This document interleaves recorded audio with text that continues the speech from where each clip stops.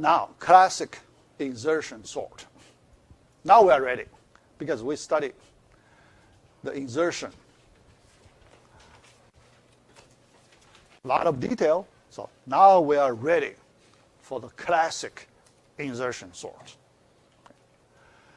Linear search based insertion. That's linear search, right? So we compare sequentially. We compare from the last one sequentially, linear search based insertion. Okay? Yeah. So that yeah. Compare and shift. So we do one comparison. Based on the result, we do shift or not. Okay? Yeah. Compare and shift operation. Yeah. So one like that. Then another compare and shift. Okay? So if it's greater than, yeah. Otherwise we stop. If less than or equal, we stop. Okay? Yeah. Another compare and shift. Yeah. Yeah. Okay. Then for the general case, compare. Yeah. Only when a sub I strictly greater than a sub k, we do assignment or shift. Same thing here. Okay?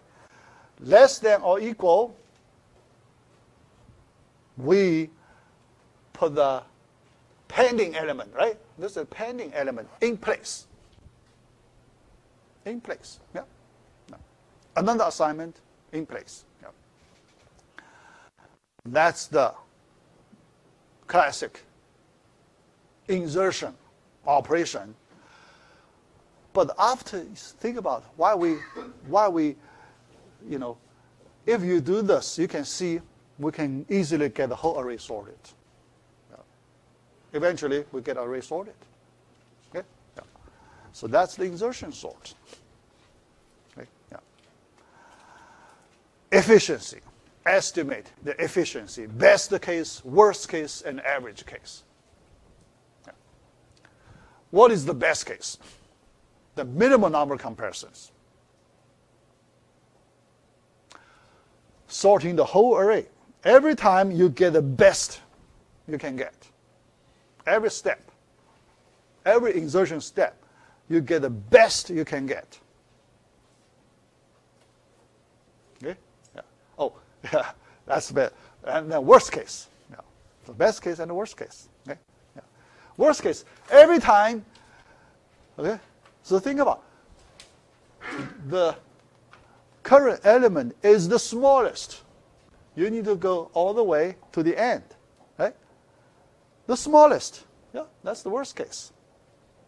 Okay? Yeah. So you need to do comparison. First one, only one element. Then 2, the same number comparison with the data size. Yeah. When you have n-1 element, you need to do this many comparisons. This is the worst case. Number of comparisons. And assignments also similar to this number. Okay? So you get that function as the efficiency. Okay? Yeah. All right. Yeah. Best case.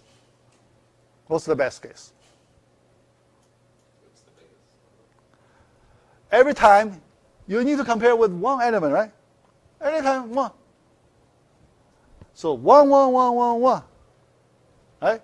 1, 1, 1, 1, 1. n-1. See? n-1 comparisons, you can get it sorted. What's that? So you can see, the best case, you are given an array that is already sorted, right? It is already sorted. Okay? So you compare every time. Right? So the current element is always the greatest. So every time the current element is always the greatest. Okay? So you need this, the minimum number comparison. You get it sorted. See? The best case, worst case. You can see the difference. Huge difference, right? Sorted, reverse way. Okay? Yeah. In decreasing order, right? That's also sorted, but in decreasing order. That's the worst case. Sorted in increasing order, that's the best case. Okay? Yeah. Yeah. But if you compare this result with selection sort, with a bubble sort, selection or bubble, no matter your data is increasingly sorted or decreasingly sorted, all the same number of comparisons, right? Selection, bubble, all the same number of comparisons. So, but here you can see the insertion sort, quite different. Yeah. The data, yeah. Can you have some idea why the increasingly sorted array will give us the best case, why the decreasingly sorted array give us the worst case? Can you get, based on your intuition, can you find some, reasoning, some explanation for this phenomenon? Well, it's how close you want the initial state to be to the final state, so they're flipped in the worst case, and they're in that exact same position. But why? Yeah. So yeah. Okay. Yeah. Based on your intuition. But here I want to point out another concept we learned. We have learned one concept. I don't know if you still remember, called inversion. Do you remember inversion? Inversion concept. Okay. Yeah. AIAJ. I subscript less than J subscript, but I value is greater than J value, that is an inversion. Okay? Inversion. Now look at the inversion. For increasingly sorted array, do we have any inversion? We don't have any inversion. For decreasingly sorted array, do we have any inversion? Every time. Yes. We have the maximum number of inversion, right? Not just inversion. The maximum number of inversion. Here you can see this insertion sort closely connected to the number of inversions. If the inversion number is small, then the number of comparisons you use minimum. The small, also relatively small. But if the inversion number is big, then your comparisons, operations also big. That property connect to the number of inversions. So, okay, yeah, that's important property. Yeah. All right. Okay. All right. So, but average, I still like you to think about the average case efficiency. Okay. Yeah.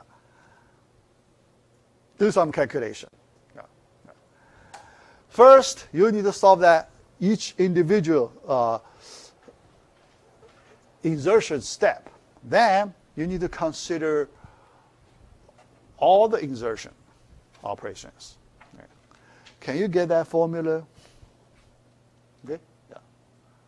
All the cases, you take average on all the cases. Yeah. Think about that. Okay. Yeah. Take average for all the possible cases.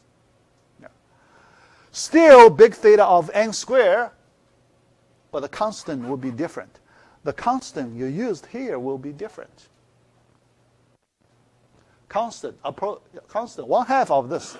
So 1/4 of that function, approximate that function. Okay. Yeah. That's the average case efficiency. Yeah. All right. Now you can see this new sorting algorithm, insertion sort, beats our old two sorting algorithm, right? Yeah. Selection sort, bubble sort. Or as good as, and sometimes it would be equal to in the worst case, right? Worst case, even from this function, you see equal to, but this is still slightly better. Yeah, slightly better. Yeah. Yeah. Yeah. Worst case, because the worst case not happen all the time, right? Sometimes you get slightly better than that, then you have gain there. Yeah. Okay. All right. All right. But next the question is, yeah, so this leave, probably as homework exercise question. Yeah. Right. But next, the conclusion. Yeah. Because we study the property of this sorting algorithm, and in the real world, we want to know under what situation we should use this algorithm. Yeah. Yeah. Conclusion. If the given array is almost sorted, so here, there is a special situation. The given array is almost sorted. Okay. So in the real world, we have some situation like that. Okay? Not completely sorted, but the number of inversions relatively small. Okay? So in that situation, this is the best sorting algorithm. The number of inversions relatively small, we use this almost sorted. Okay? Yeah. So there, the insertion sort is a good choice for sorting. So actually, yeah, because here the question is, it's hard to describe almost sorted, right? Yeah. So because it's another highly precise description. Yeah. Yeah. But for that situation, insertion sort has, we cannot say the best, yeah, but near the best. How about that? Near the best. Yeah. Yeah. All right. Yeah. Let me draw a diagram to describe that situation. Yeah. Suppose this is an array. Okay? Almost sorted. So there are some special locations, clusters, okay? Not sorted. Not sorted in some small local areas, like this. Okay? Yeah. Yeah. Then, when we apply the insertion sort, we expect good performance. Yeah, really good performance. Yeah. Yeah. So you can see the best case, the minimum number of comparisons. Well, here you pay a little bit more, so you need to arrange a little bit. Okay. After that, so the minimum number of comparisons. Okay. Keep going. Then you need to do something, do some work. Minimum number of work. Then So you will get the overall, yeah, near best.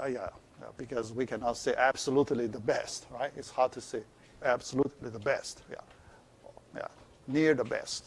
Yeah.